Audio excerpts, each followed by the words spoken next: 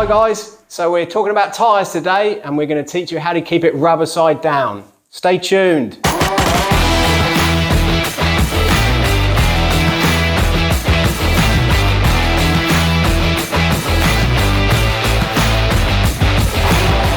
So we've got a full selection of bikes here today, ranging from hardtail to downcountry, trail e-bike and also full fat e-bike. What we're going to do is a couple of loops, one with our own recommended tyre pressures and one with the Schwalbes recommended pressures. We're going to compare and contrast, hopefully give you guys some good insight into good tyre selection and management. Hope this helps.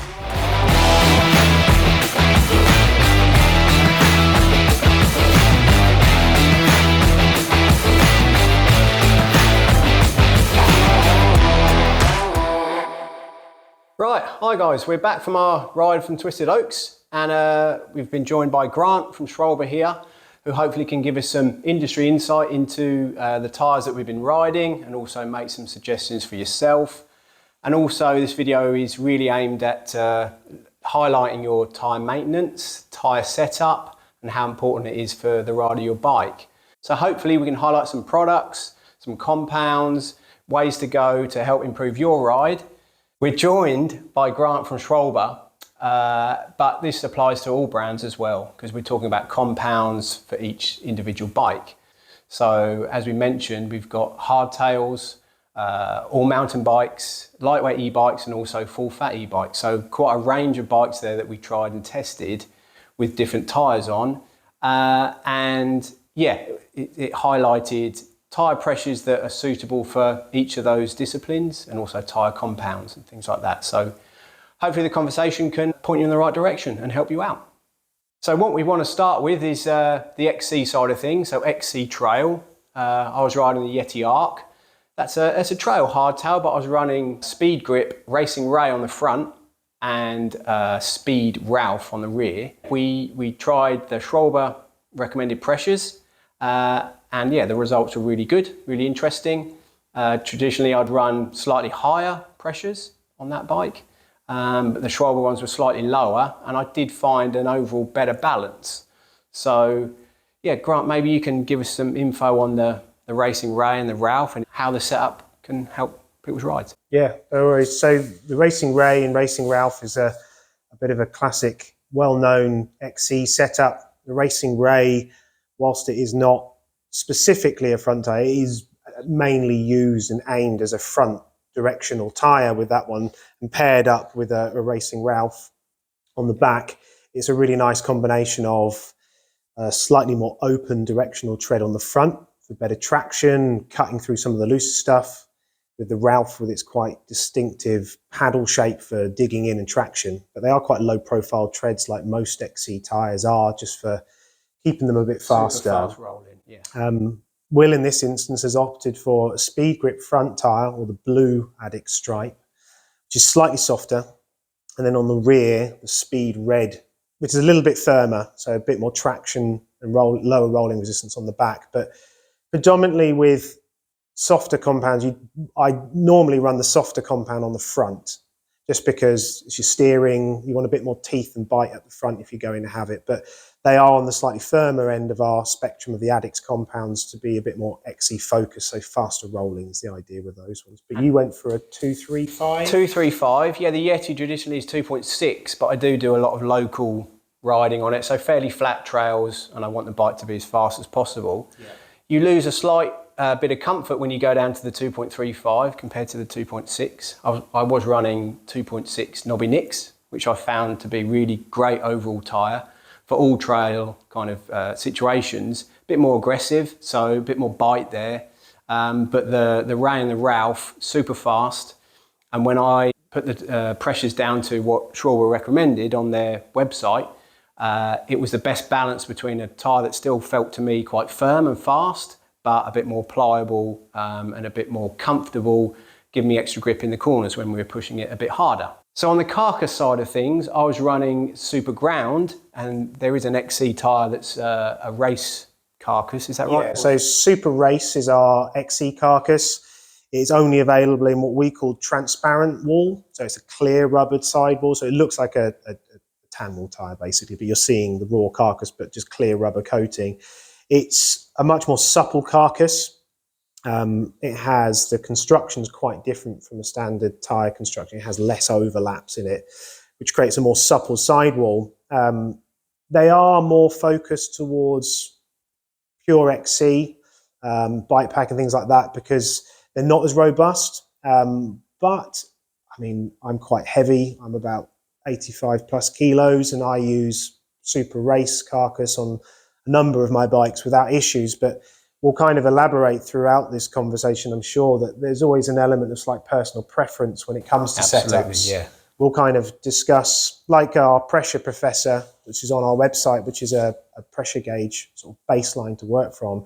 It is exactly that. It's a baseline. So it will give you a good recommendation based on the spec of your bike. So tyre size, rim width, rim size, diameter, and rider weight. And tyres are tunable. Higher volume tyres have more tunability to them. And we'll kind of discuss it as we go on, I'm sure. But I think with this, it's just a good baseline to start from with the pressure professor. I think with the XC tyres, people seem to think you'd normally would just run harder tyres, but running slightly lower pressures than maybe you might be quite used to can improve traction. It can reduce fatigue, and power transfer can be better with lower pressures as well. So arguably, on the right circumstance and balance, you're faster on lower pressures. But what about when you're super shredding and hitting it hard into turns? Well, this is the balance. If they're too low, you can burp the tyre, or you can bottom things out, or it's too draggy.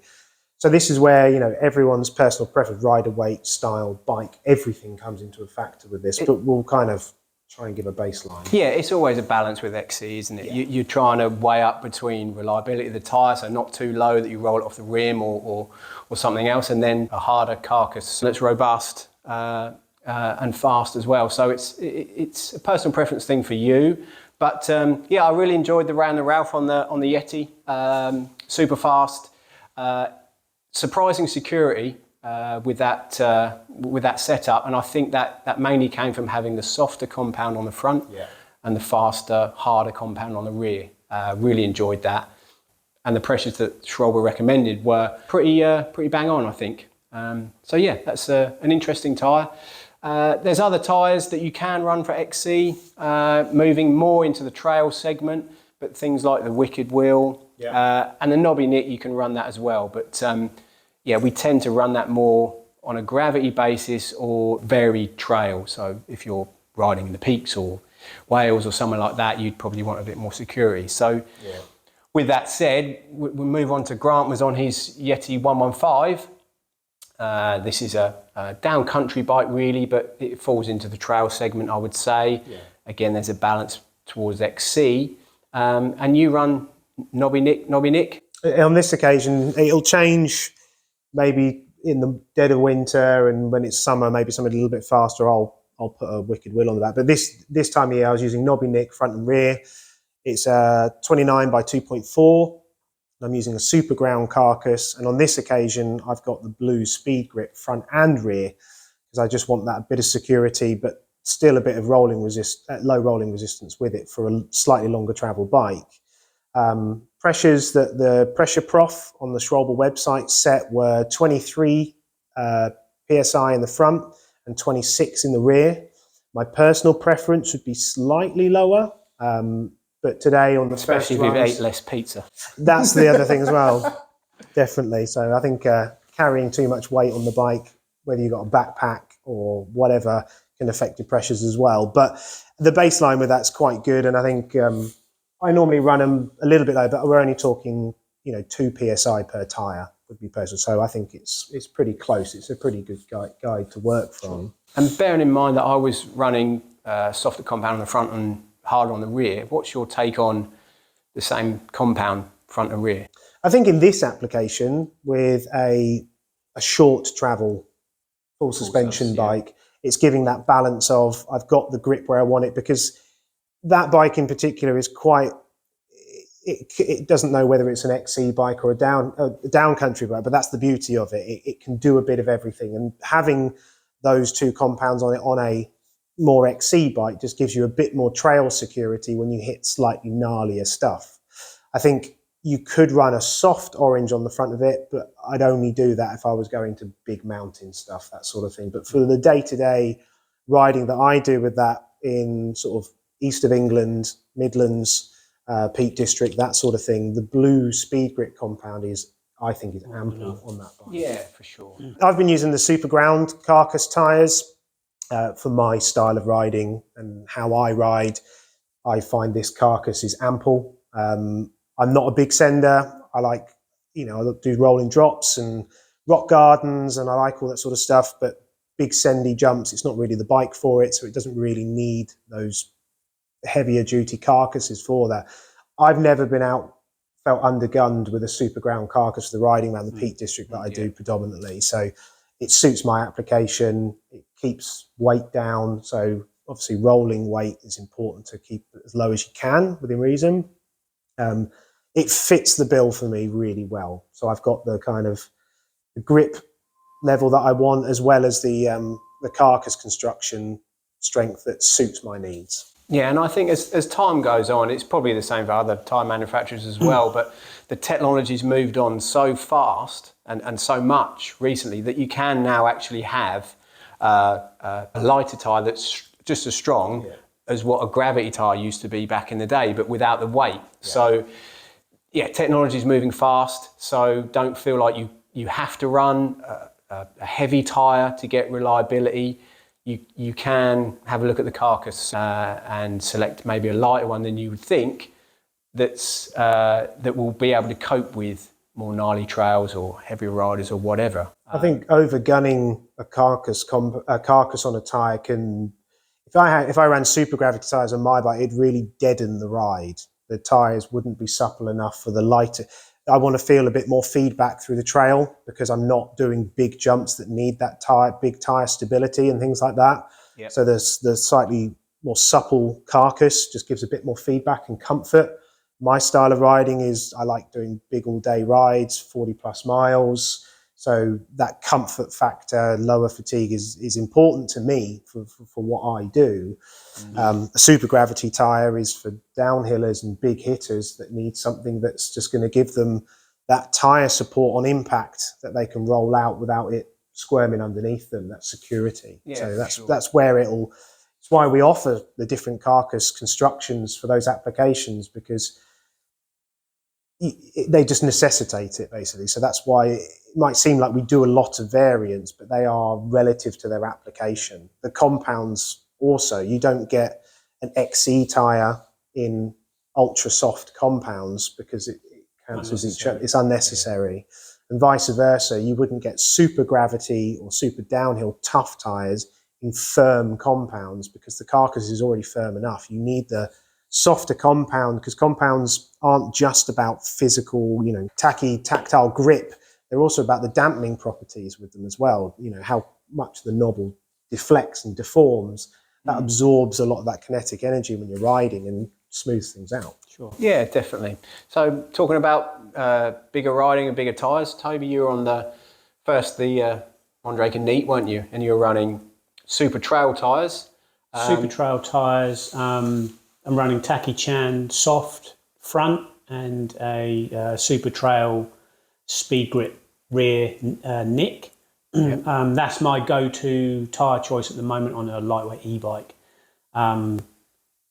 Recommended Schwalbe tyre pressures for me are slightly different from Grant's going down. I prefer a slightly firmer tyre because I like to carry a lot more corner speed, and in order to do that, to keep the tyre from squirming or rolling, a slightly firmer, harder pressure in my tyre enables me for the bike to hold its line a little bit better. The starting point tyre pressures were perfectly adequate for everyday normal riding, for, like Grant said, comfort, less fatigue. My back's toast because I run super hard bikes and super hard tyres, but that's just the way I've adopted to ride a bike, and it almost feels safer for me to run that setup because I've become so accustomed to local riding or whatever. that definitely sways to a much more comfortable ride. Yeah. You can't ride, I mean, unless you're going to go to bike parks all the time and that's all you want to ride, then you are tapering your tyre pressures and suspension setup to something very niche. But when you're talking about a variable trail and you're talking about different types of riding locally or even up in the peaks or whatever, these pressures, there is reason to them and they do actually work. Like, it does make sense. Grant definitely likes a softer tyre because he wants more comfort. Because he's on the ground all the time and he wants to do big long rides, then tyre pressures become a really, really pivotal factor on your end result of how you feel. Yeah. Like, there's not that many like downhill runs or trail runs in the UK that last excessive amounts of time to then have that massive detrimental effect on your body, unless you're seriously unfit or you don't ride that stuff all the time. But I think if you were in the Alps or somewhere like that where the runs are bigger, then definitely compound is critical. Yeah, Carcass is for sure even more critical. So would you run maybe a super gravity tyre if you were running, in the Alps, or would you still run a super trail? I found with the full fat e-bike being that much heavier, it's a completely different bike to ride than the lightweight e-bike. It becomes so much more separated at certainly the park stuff,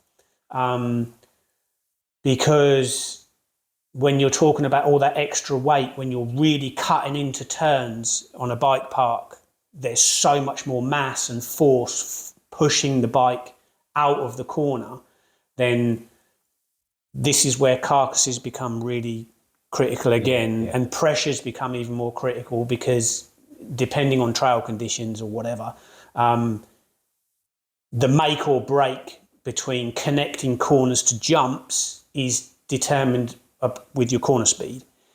If you can't corner confidently or your bike isn't carrying speed around the corner with grip, then the speed you lose from that bike not working is quite dangerous when you come to clearing a double or doing something. And a lot of people find that they break through corners because they're not confident enough with their bikes, which then shorts them on the jumps. With the lightweight e-bike, because it's that much lighter, you can run certainly harder compound tyres because it aids to the efficiency and the essence of what that bike was designed for, as much as you ride the speed rear tyres, that you're going back another step, making that work. Yeah.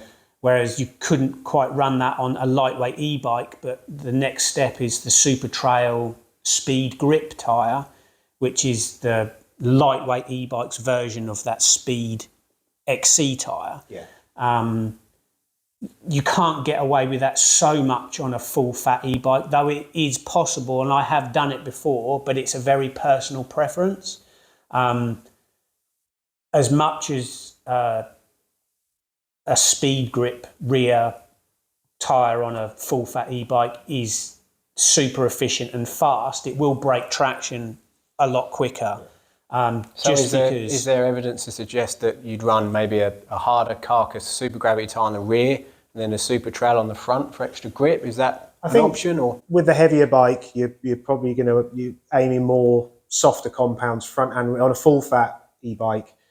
The softer compounds front and rear on that, like a Magic Mary and Big Betty, soft. Bigger tread patterns. They only predominantly come in the softer compounds anyway. Sure. And I think the heavier bikes necessitate those softer compounds for that better feedback and traction with them, just because the tyres have to cope with a bit more with the extra weight of the bike and the power going through them. And that's the balance with these, because when you've got lighter bikes, you don't need that extreme levels of grip, because there's not as much force is going through the bike from being a lighter bike. Yeah, you were running the Taki Chan, weren't you? Taki Chan on both bikes, front tyre, soft, Super Trail, 2.4, both bikes. And then the difference between the two bikes is I run a Speed Grip Blue Nick rear, and on the full fat e-bike, I will run a Super Trail soft Big Betty tyre because I just need that little bit more security and grip because the compound is that little bit softer.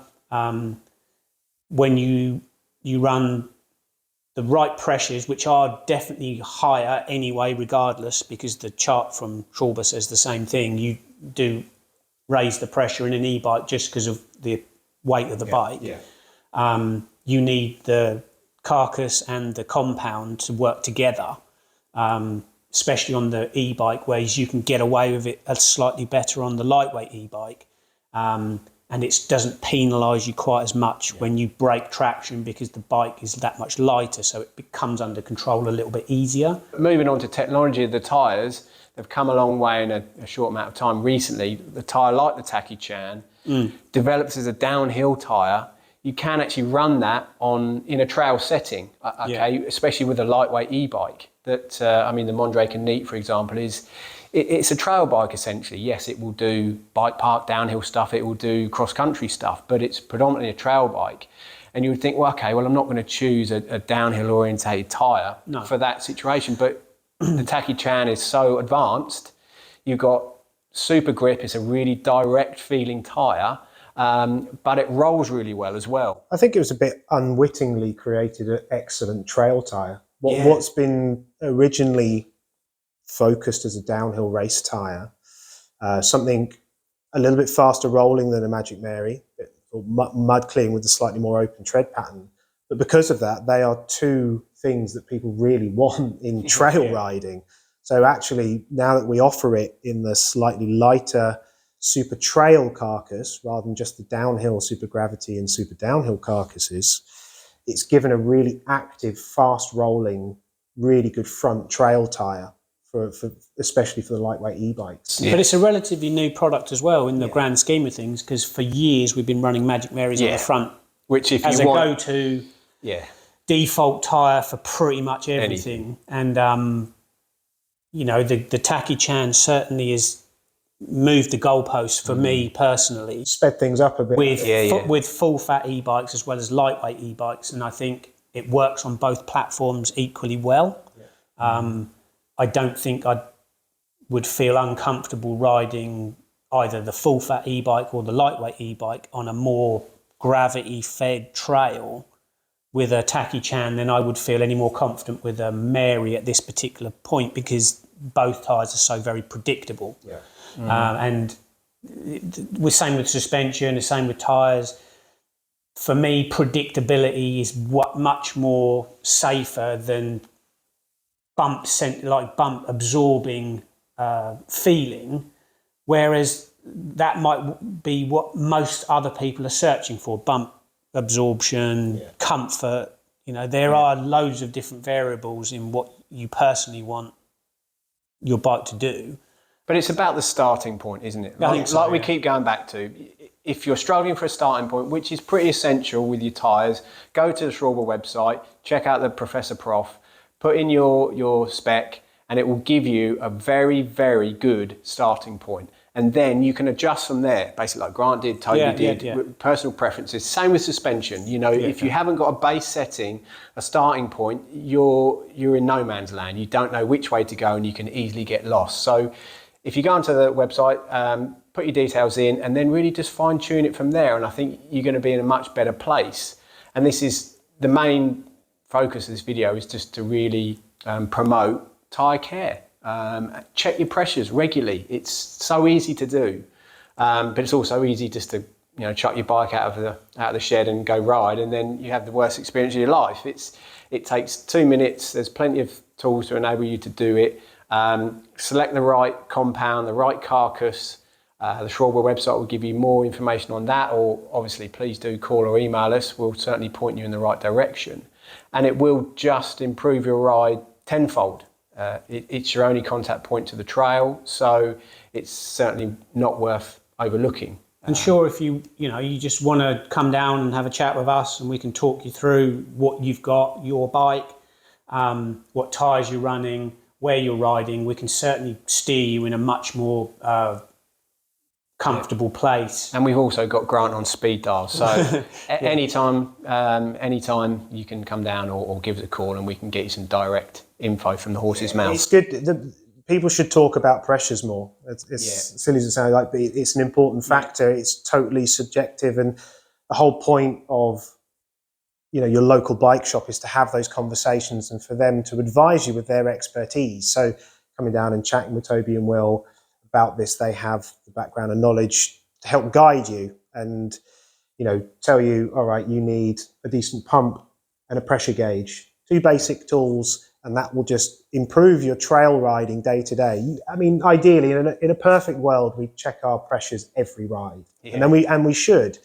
But we all know that sometimes we just want to get out and ride, so sometimes it gets forgotten. But checking your pressures regularly is important. It will improve the lifespan, and it also gives you a bit of an inspection because there's other things to keep an eye on, like your sealant with tubeless technology. But things will come. Another video, that one probably. Yeah, sure. Yeah, for sure. And if you're struggling with anything, and if you're doing local rides and you're wondering why your battery's running down, or you just don't get the speed, or you don't think your bike's handling correctly, then all these things can be ironed out with certainly tyre compounds, tyre pressures, tyre carcass. And as much as the tyre is overlooked on a mountain bike or whatever, they are one of the most important things to take care of on your bike, pretty much over most other components on your bike. That and suspension, for sure. To enable you to have the best from your bike. Contact points. 100%, yeah, for sure. So yeah, that just about wraps us up. Hope you've enjoyed this video. Hope you found it useful. Please subscribe or email or call us if you need some more extra information, and we'll be happy to help anytime. Thanks to Grant for coming down. Hopefully we'll see him again soon. And yeah, we'll see you guys soon. Take care. Thanks.